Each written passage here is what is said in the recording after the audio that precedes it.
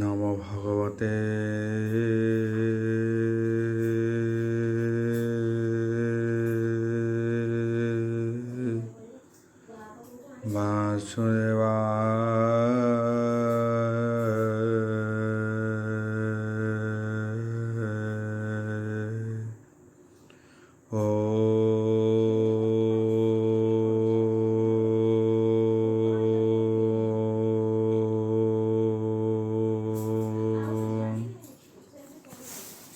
নমো ভগবতে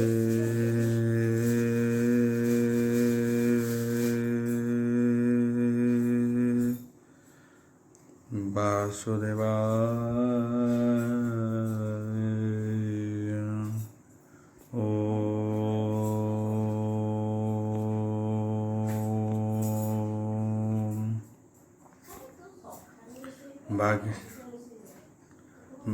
मंगलाचरण वागीशायस्य वदने लक्ष्ये सुजच वक्ष्यसि यस्य ते हृदय वसति तनृसिंहं भजे विश्वसर्वदिवालक्षणं श्रीकृष्णाख्य परध्याम जगध्याम नमामि तत् माधव माधव वैश्य सर्वसिद्धिविनायते वन्दे परस्परत्यं परस्परं प्रियलोकं मुखं करति वाचलं पङ्गुलङ्घयते गिरि यत्कृपाः तमः वन्दे परमानंद हो माधव जो ब्राह्मण रुद्रेण स्तुतन्ति दैवस्तव देवसंगपद पश्यन्ति जो समज्ञा ध्यान वसते गद गदे मनसा पश्यन्ति जो योगिना जसते नवदी सुरासुर गण देवाय स्तुते नमः नारायणं नमस्कृत्यं नरचैव नरोत्तमो देवी सरस्वती व्यासं ततो जयमुदीरयेत् निर्गुणं कल्पितं फलविमुखाभिद्रव्ययुक्तं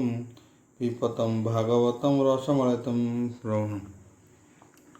सप्तसप्ततितम अध्याय दशम स्कंद सप्तसप्ततितम अध्याय शुक उवाच बोल प्रियंदवार हरि बोल शुक बोलन्ति हि शूण अशुक बोलन्ति हि शुद्ध मने इंद्रपस्तरः एक दिने सभार मध्ये धर्मसुत संगते घेनि चारि रात्र से दिन ब्रह्म ऋषि जने ब्राह्मण आदि चारि बने बुध अछन्ति जेते भाव सदादि गंध हर्व ए सर्व एहांकु करी सावधाने चारुण कृष्ण हर वचने संभ्रामे जोड़ी ही बेनी कर कृष्ण को बोले हे नृपवर वदेव शुण सावधाने यज्ञ राजस्वयं विधाने आतोर विभूति ही देवगणे पवित्र परहम कारणे ताहांकु तोर पाद गते पूजित विमहायज्ञ मते एणु मोहर मन देख कर तुए यज्ञ संवाद तोर चरण विरते जे प्राणी चिंते हे शुद्ध चिते निश्चल चिते हे करी ध्यान मुखे गणन्ति हि तोर नाम सेवन्ति उपवास व्रते देव वचन शास्त्र मते से तत्ते करहन्ति प्रमाण तु अपरग्रह कारण तु देव देव नर हरि जे तोर पादे हे सेवा करी सेवार फल जेते लाभ फल आउ भय लोक हो अनुभव ए सभा लोक हर सम्मुखे तु एबे देखा प्रतखे जे तोते भजे हे दृढ़ चिते जे अबा न भजन्ति तोते एबे निजन कर कति प्रकाश कर दासरथी पुरुष जय सभा मध्य हे लोक देखहन्ति आनंदे तुझे निर्गुण ब्रह्मसार ମିତ୍ର ଐରି ନାହିଁ ତୋର, ଏ ସର୍ବଭୂତେ ହେ ତୋର ବାସ। ଏଣୁ ବୋଲାଉ ସମଦୃଶ୍ୟ ସ୍ୱସୁଖ ଅନୁଭବେ ପୂର୍ବ ସେବକ ହେଉ ସୁରଦ୍ରବ୍ୟ ସେବାର ଅନୁରୂପ ହିତେ। ଏଣେ ତ ନାହିଁ ବିପରୀତେ ଏମନ୍ତେ ଧର୍ମ ସୁତ ବାଣୀ। ଗୋବିନ୍ଦ ସଭା ମଧ୍ୟ ଶୁଣି ଅଳପ ହସି ଭାବଗ୍ରାହୀ। ବୋଲନ୍ତି ରାଜା ମୁଖ ଚାହିଁ ଭଗବାନ ଉବାଚ ବୋଲବାନ୍ଦବାର ହରି ବୋଲ। ଶୁଣ ହେ ଶତ୍ରୁ କର ଶଣ ଏ ତୋର ଉତ୍ତମ ପ୍ରମାଣ। ତୋହର ପୁଣ୍ୟ ଯଶ ବାଣୀ ତିନି ଭୁବନ ଲୋକ ଶୁଣି। କଲ୍ୟାଣ ବାଣୀ ରାତ୍ର ଅନ୍ତେ ସୁଜନେ ସୁମହରିବେ ନିତ୍ୟେ। ଶୁଣ ଏ ଯଜ୍ଞର ମହିମା ଅଧିକେ କିୟ ଦେହେବା ଉପମା। ଋଷି ଦେବତା ପିତୃଗଣେ ଏ ପୁଣ୍ୟ ଯଜ୍ଞରେ ଦର୍ପଣେ। ଶ୍ରୀରୁଦ୍ର ଆଦି ଯେତେ ଜନ୍ତୁ ଏଣେ ତାହାଙ୍କ ସୁଖ ହେତୁ। ସମରେ ସର୍ବ ନୃପଜିଣୀ ତୁ ବସ କର ଏ ଧରଣୀ। ସର୍ବସମ୍ଭାରେ ନୃପବର ସୁଖେ ତୁ ମହାଯଜ୍ଞ କର। ଏ ଯେ ତାହାର ରାତ୍ରଭାର ଏ ଯେ ତାହାର ଚାରି ଭ୍ରାତା ଦିଗପାଳଙ୍କ ଅଂଶଦାତା। ମୁହିଁ ଦୁର୍ଜୟ ସୁରାସୁର ଭାବେ ଖଟଇ ତପୟର। ଏବେ ଶୁଣ ତୁ ରାଜନ ମୋର ସେବକ ଯେତେ ଜନ। ତାହାଙ୍କୁ ଇହ ପରଲୋକେ ଥୋଇ ନ ଥାଉ ନାନା ସୁଖେ। ତେଜ ଉତ୍ସର୍ଗ ସଜ ଶିରି ନାନା ବିଭୂତି ନାଦ କରି। କେହି ନ ପାରେ ତାକୁ ଜିଣି ମୋର ଚରଣ ଯେତେ ପ୍ରାଣୀ। ଦେବ ନ ପୀଡ଼ନ୍ତି ଯାହାକୁ କି ଭୟ ମନୁଷ୍ୟ ରାଜାଙ୍କୁ। ଭାବେ କହନ୍ତି ବ୍ୟାସସୁତ ଶୁଣ ସୁମନେ ପରୀକ୍ଷିତ। ଏମନ୍ତେ କୃଷ୍ଣ ବାଣୀ ଶୁଣି ଆନନ୍ଦ ମନେ ନୃପମଣି।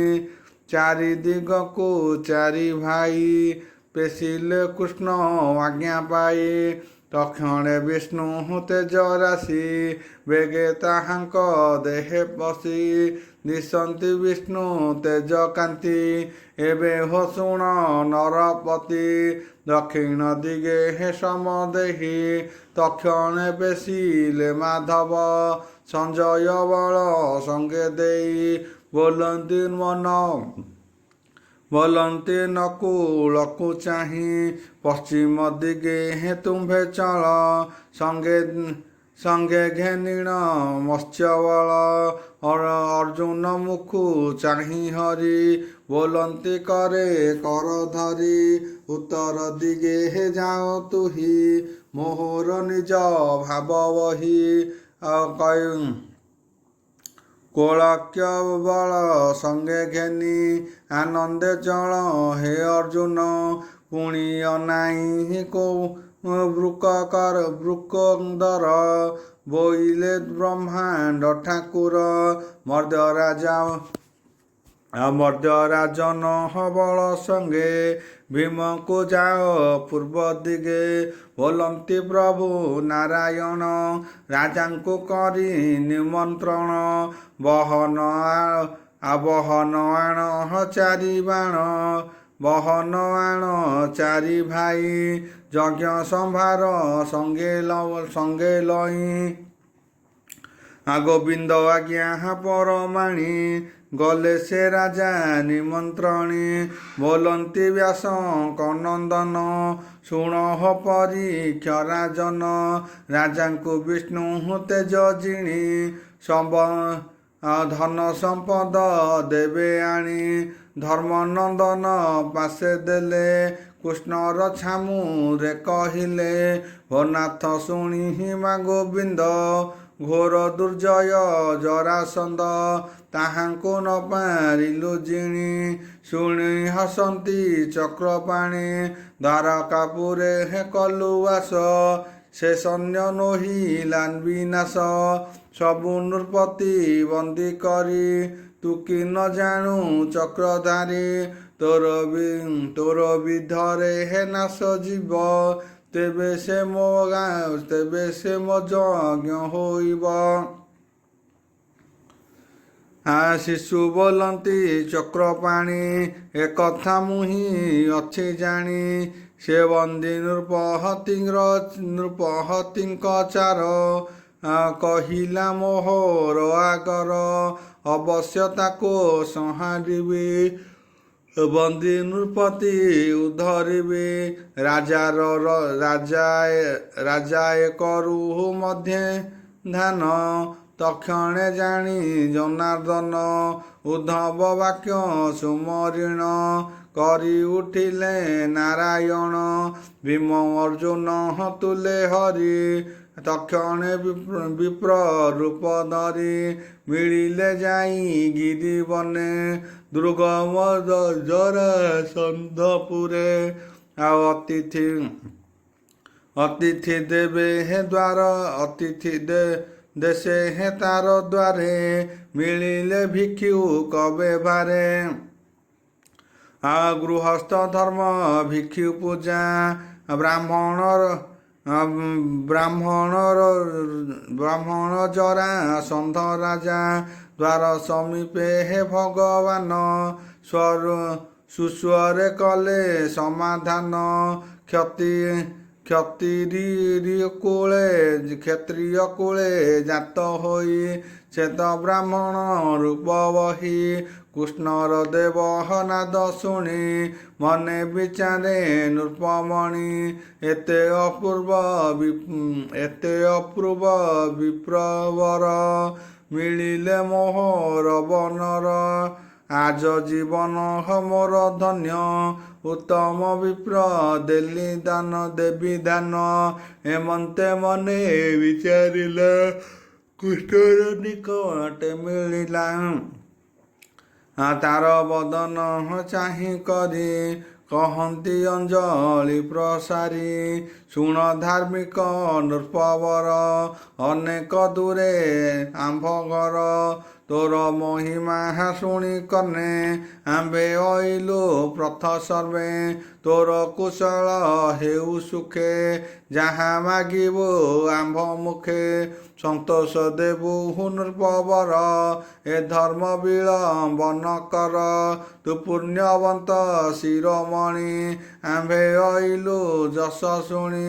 ସଂସାର ଦୁଃଖ ହର କାରଣ ତିତିକ୍ଷା ବୋଲନ୍ତି ଯେ ଜନ। ତାର ସଦୃଶ ନାହିଁ କେହି ଦୁର୍ଲଭ ମାଗିଲେ ସେ ଦେଇ। ଅସାଧୁ ବୁଦ୍ଧି ଯେତେ ନର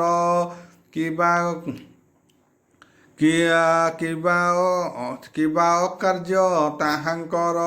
ଜାଣି ନ ଜାଣୁ ସୁଖ ଲାଭେ କର୍ମ କରନ୍ତି ପଶୁ ଭାବେ। ବିପାକେ ଫଳ ବିପରୀତ ବୋଲନ୍ତି ପ୍ରଭୁ ଜଗନ୍ନାଥ।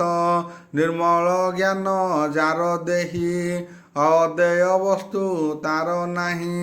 ପ୍ରାଣୀ ରହିତେ ସର୍ବଦେଇ ତାହାକୁ ବୋଲେ ପୁଣ୍ୟ ଦେହି। ସମଦରସି ଚିତ ଯାର ମିତ୍ର ଐରୀ ନାହିଁ ତାର। ଯେ ପ୍ରାଣୀ ଅନ୍ୟ ହତ ଶରୀରେ ନିର୍ମଳ ଯଶ ଏ ସଂସାରେ। ପୁଣ୍ୟ ପୁରୁଷ ଯାର ଗାଇ ତାହା ନ ସଞ୍ଚେ ଦେହ ବହି। ନିଷ୍ଫଳ ତାହାର ଜୀବନ ନିନ୍ଦା କରନ୍ତି ସର୍ବଜନ। ତା ସୁଖ ନାହିଁ ବେନି ଲୋକେ ଜୀବନ ବହେ ଦୁଃଖ ଶୋକେ। ଅପୁଣ୍ୟ ପୁରୁଷ ପୂର୍ବ କାଳେ ଥିଲେ ଯେ ମହିମଣ୍ଡଳେ। ସେ ହରିଶ୍ଚନ୍ଦ୍ର ମହୀପତି ଯେ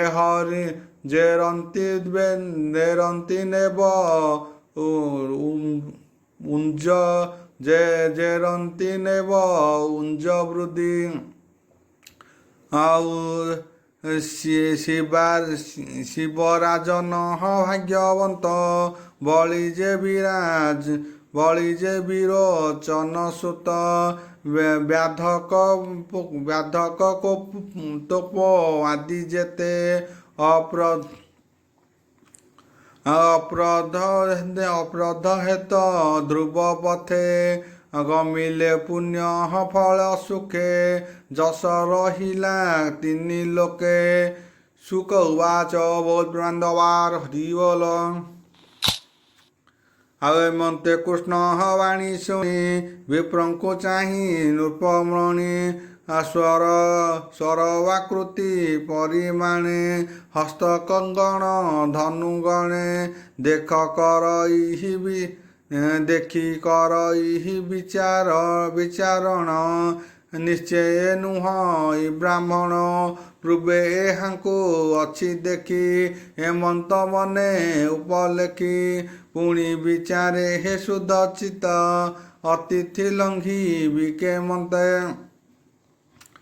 ବ୍ରାହ୍ମଣ ରୂପେ ହୋଇଛନ ଯେବେ କ୍ଷତ୍ରିୟ ମାଗ ଦାନ ଏହାକୁ ନାହିଁ ମୋର ଭୀତି ମୋହର ଦ୍ୱାରେ ଏ ଅତିଥି ଏହାଙ୍କୁ ନିଶ୍ଚୟ ଦେବି ଦାନ ଯେବେ ମାଗିବ ମୋ ଜୀବନ ବଳି ରାଜନ ଯଜ୍ଞ କାଳେ ବିଷ୍ଣୁ ମିଳିଲେ ବିପ୍ରଚଳେ ତିନି ଚରଣେ ମହି ଦେଲା ତାଜସ ସଂସାରେ ରହିଲା ବିଷ୍ଣୁ ନାସିଲେ ହେ ତାର ଦୁଃଖ ଭୁଞ୍ଜି ଅଛିଦ୍ର ନିତ୍ୟ ସୁଖ ମନ୍ତ୍ରୀ ବଚନ ନ ଶୁଣିଲା ଯେଣୁ ତା ପୂର୍ବ ଭାଗ୍ୟ ଥିଲା କ୍ଷତ୍ରିୟ କୂଳେ ହେ ଜାତ ହୋଇ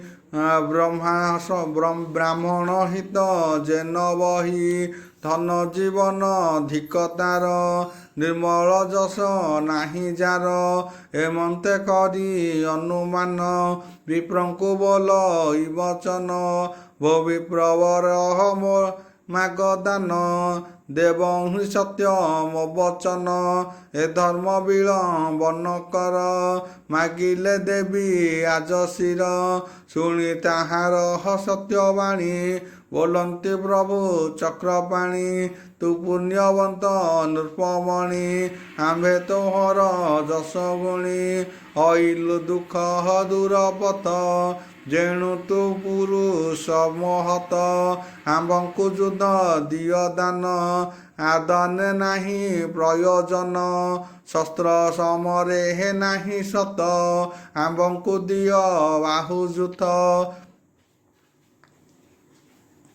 ଆଉ ଯେବେ ତୋ ଇଷ୍ଟ ଧର୍ମ ସତ୍ୟ ଆମ୍ଭେ କହିବୁ ଶୁଣ ତତ୍ତ୍ୱ କ୍ଷତ୍ରିୟ ଜନ୍ମ ଆମ୍ଭ ନିତ୍ୟ ଏବେ ତୁ ନ ପାରିଲୁ ଚିହ୍ନି ତା ଶୁଣି ଚକି ତରାଜନ ଚାହିଁ କରଇ ଅନୁମାନ କିଏ ଗନ୍ଧର୍ବ ବିଦ୍ୟାଧର ମନୁଷ୍ୟ ରକ୍ଷା ରକିର୍ଣ୍ଣର ବ୍ରାହ୍ମଣ କାହିଁ ଏତେ ଯେତେ କର୍ଷଣ ଧନୁର୍ଗଣ ଭୁଜେ ନିଶ୍ଚଳେ କ୍ଷତ୍ରି ହେୟ ତିନି ଜଣ ପୁଣି କହନ୍ତି ନାରାୟଣ ଦେଖ ଏ ବୀର ବୃକଦର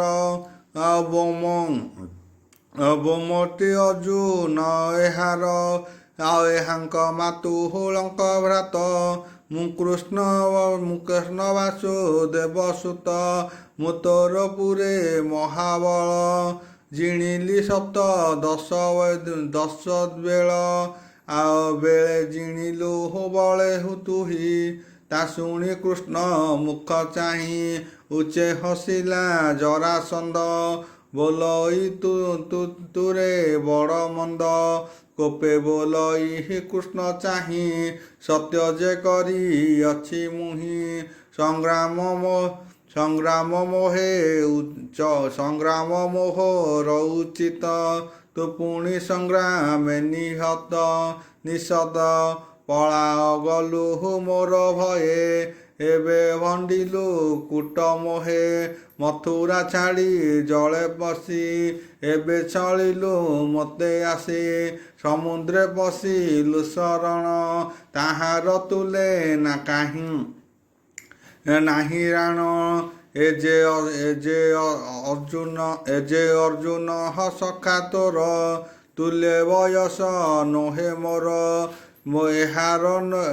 ଏହାର ଦେହେ ନାହିଁ ବଳ ଏକାହୁ ହେବ ମୋର ତୁଲ ମୋହର ତୁଲେ ହେ ବଳି ଭୀମ ସେ ଜାଣେ ବାହୁ ଯୁଦ୍ଧ ଧର୍ମ ହେମନ୍ତେ ବୋଲନ୍ତି କୋପ ଭରେ ବେଗେ ମିଳିଲେ ନିଜ ପୁରେ ବୁଲାଇବେନି ଗଦା ହସ୍ତେ ମିଳିଲା କୃଷ୍ଣର ଅଗ୍ରତେ ଗଦାଏ ଭୀମ ହସ୍ତେ ଦେଲା ସମର କରନ୍ତୁ ବୋଇଲା ଆପଣା ଗଦା ହସ୍ତେ ଧରି ରଣେ ପଶିଲା ଆଗ ସରି ସମରେ ଭୀମ ଜରାସନ୍ଦ ଶୂନ୍ୟ ଦେଖନ୍ତି ଦେବବୃନ୍ଦ ଅନ୍ତରେ ନିଜ ଛଳ କାଞ୍ଚି ଗଦା ସମରେ ପଞ୍ଚାପଞ୍ଚି ରଣେ ଦ୍ରୁମୁଦ ବେନି ବୀର ଘୁରାଇ କରନ୍ତି ପ୍ରହାର ଶବଦ ଜେହ୍ନେ ଘଡ଼ି ଶୁଭଇବେନି ଦେହ ବଳି ବାମ ଦକ୍ଷିଣ ଗଦା ଚାଳି କୋପେ ପିଟନ୍ତି ଭୁଜ ତୋଳି ସମରେ ଉତ୍ତହ ଗଜ ପ୍ରାୟ ଗଦା ପିଟନ୍ତି ବେନି ଦେହ ଆଉ ଶୁଭଇ ଘଡ଼ି ନାଦ ଗଜ ଜେସନେ ଗଜ ଯୁଥ ବଜ୍ର ଶବଦେ ଦିଗପୁରେ ମାଗଧ ଭୀମ ରସମରେ ହେମନ୍ତେ ବେନି ଗଦା ତୋଳି ଅନ୍ୟାନ୍ୟ ପ୍ରହାରନ୍ତି ବଳି ପିଟନ୍ତି ଭୁଜ ଯୁଦ୍ଧ ବେଗେ ଗଦାଏ ବାଜି ତାଙ୍କ ଅଙ୍ଗେ କଟି ଜଙ୍ଘନ ଉରଗନ୍ଧେ ବଜ୍ର ଶବଦ ଘୋର ନାଦେ ଭାଜି ପଡ଼ିଲେ ହେ ଗଦା ତଳେ ହସ୍ତ ସଂଗ୍ରାମେ ଜେହ୍ନେ ଡୋଳେ ସେବେନି ଗଦା ଯହୁଁ ଗଲା ଅନେକ କୋପ ଉପୁଜିଲା ମୁଷ୍ଟି ଉଞ୍ଚାଇ ମହାକୋପେ ପ୍ରହାର କଲେ ଆପେ ଶୁଭଇ ବଜ୍ର ଘଡ଼ି ପୁଣି ପ୍ରହାରେ ଆଗ ବଢ଼ି ହେମନ୍ତେ ବଢ଼ିଲା ସଂଗ୍ରାମ ଦଇବ ବେନି ବୀରେ ନିରତେ ସମୟ ବଢ଼ିଲା ଶପଥ ବଂଶେ ଦିନ ଗଲା ହେମନ୍ତେ ରଜହନି ପ୍ରଦେଶେ କୃଷ୍ଣ ଯେ ଥିଲେ ଭୀମ ପାଶେ କୃଷ୍ଣ ବଦନ ଭୀମ ଚାହିଁ କହିଲା ଅଙ୍ଗୁଳି ଦେଖାଇ ଏହାକୁ ନ ପାହାରିବି ମୁହିଁ ଉପାୟ ଥିଲେ କହ ତୁହି ଭୀମ ବଚନେ ନାରାୟଣ ଚିନ୍ତିଲେ ରାଜାର ମରଣ ଜରା ରାକ୍ଷାସୀ ଜନ୍ମ କାଳେ ସନ୍ଧାନ କଲା ବେନି ଫାଳେ ବୋଇଲା ହୁଅ ତୁ ଅକ୍ଷୟ କେ ଜାଣିପାରେ ଉପାୟ ତୋତେ କରିବି ବେନି ଫାଳ ଖଣ୍ଡେ ଫେଙ୍ଗିବି ଅନ୍ତରାଳ ଖଣ୍ଡେ ପଡ଼ିବ ସିନ୍ଧୁ ଜଳେ ଦହିବ ବଡ଼ ବାହନଳେ ତେବେ ସେ ତୋହର ଶରଣ ଏକଥା ଜାଣ ନାରାୟଣ ଭୀମ ଶରୀରେ ନରହରି ତକ୍ଷଣେ ନିଜ ତେଜ ଭରି ନିର୍ଭୟ କଲେ ହେ ତାର ମନ ଘୋର ଶବଦ ଭୀମସେନ ଚାହିଁଲା କୃଷ୍ଣର ବଦନ ତକ୍ଷଣେ ପ୍ରଭୁ ଭଗବାନ ଶତ୍ରୁର ମରହଣ ଉପାଏ ତୃଣ ଉପାଡ଼ି ଦେବରାଏ ଭୀମେ ଦେଖାଇ ନରହରି ଚିରିଲା ବେନି ଫାଳ କରି ତକ୍ଷଣେ ଚାହିଁ ବୃକଦର ଶବଦ କଲା ମହାଘୋର ଉନାଦେ ବଢ଼ିଥିଲା ଭୀମ ଦେହେ ବସିଲା ଗୁରୁତମ ରାଜାକୁ ପକାଇଲା ତଳେ ତକ୍ଷଣେ ଉଠି ମହାବଳେ ବିଷ୍ଣୁର ତେଜ ଘୋର ନାଦ କରି ଧାଇଁଲା ବେନିପାଦ ଆକର୍ଷିବାଦେ ପାଦ ମେଳି ଆର ଚରଣେ ହସ୍ତ ଯୋଡ଼ି ଦେଖନ୍ତି ପ୍ରଭୁ ଦାମୋଦର ବେଗେ ଫାଟିଲା ମଳଦ୍ୱାର ଅହଙ୍କାର ନାଦେ ମହାବଳ ତକ୍ଷଣେ କଲା ବେନିପାଳ ତେବେ ତା ଦେଖନ୍ତି ପ୍ରତ୍ୟକ୍ଷେ ଖଣ୍ଡେ ପିଙ୍ଗଳା ଅନ୍ତରିକ୍ଷେ ଆର ଖଣ୍ଡକ ଭୂମି ଗତେ ପଡ଼ିଲା କୃଷ୍ଣର ଅଗ୍ରତେ ଗଜ ଯେସନେ ବୃକ୍ଷ ଡାଳେ ଲୀଳାଏ କରେ ବେନିପାଳେ ଏକଇ ଚରଣ ବୃଷଣ ଜଙ୍ଘନ କଟି ପୃଷ୍ଠସ୍ତନ ଏକଇ ଭୁଜ ହଂସ ଧରି ଯେହ୍ନେ କରତେ କାଷ୍ଠ ଚିରି ଏକଇ ନାସା ପୁଟ କର୍ଣ୍ଣ ଚକ୍ଷୁ କୋପାଳେ ଦେଖି ଜନ ଶୁଭଇ ହାହାକାର ବାଣୀ ଭୀମ ଉଠିଲା ଶିର ଝୁଣି ଜରାସନ୍ଧର ପାଦ ଧରି ବୁଲାଇ ଅନ୍ତରାଳ କରି ବଡ଼ ବାନଳେ ହେ ପକାଇଲା ଏମନ୍ତେ ଶତ୍ରୁ ନାଶ ଗଲା ତକ୍ଷଣେ ପାର୍ଥ ଜଗନ୍ନାଥ ଧଇଲା ବୃକ ଦର ହସ୍ତ ଜୟ ଶବ ଦେହେ ନର ହରି ଭୀମଙ୍କୁ ଆଲିଙ୍ଗନ କରି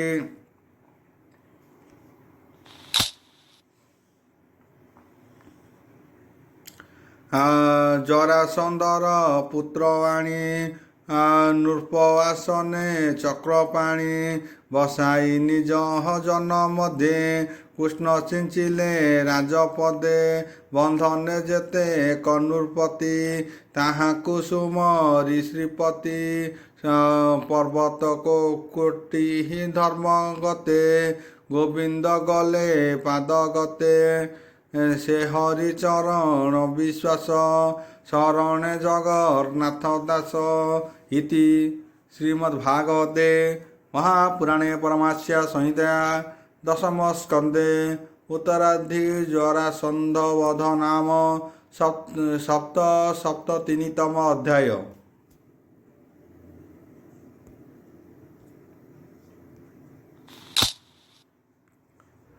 ଅଷ୍ଟସପ୍ତତିନିତମ ଅଧ୍ୟାୟ ଦଶମ ସ୍କନ୍ଧ ଅଷ୍ଟସପ୍ତତିନିତମ ଅଧ୍ୟାୟ। ଶୁକ ଉବାଚ ବୋଲ ପ୍ରାନ୍ଦବାର ହରି ବୋଲ ଶୁକ ବୋଲନ୍ତି ହୀରାଏ ଶୁଣ ପୁରୁଷ ହାରି ହି ନାରାୟଣ ଗିରି କନ୍ଦରେ ହେ ବନମାଳି ରାଜା ନିରୋଧି ସ୍ଥାନ ମିଳି ରାଜା ବନ୍ଧନ ଦୁଃଖ ସହି ଯେତେ ନୃପତି ଥିଲେ ତହିଁ ଶୁଣ ହେ ଅଭିମନ୍ୟୁ ସୁତ ବେନି ଅୟୁଧ ଅଷ୍ଟସୁତ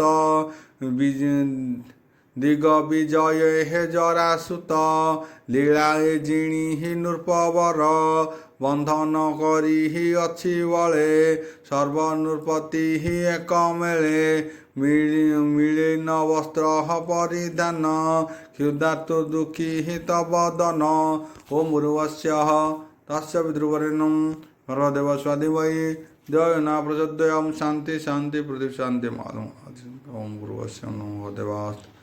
कृष्णाय गोविंदाय गोपीनाथ वल्लभाय नमो देवास्ते।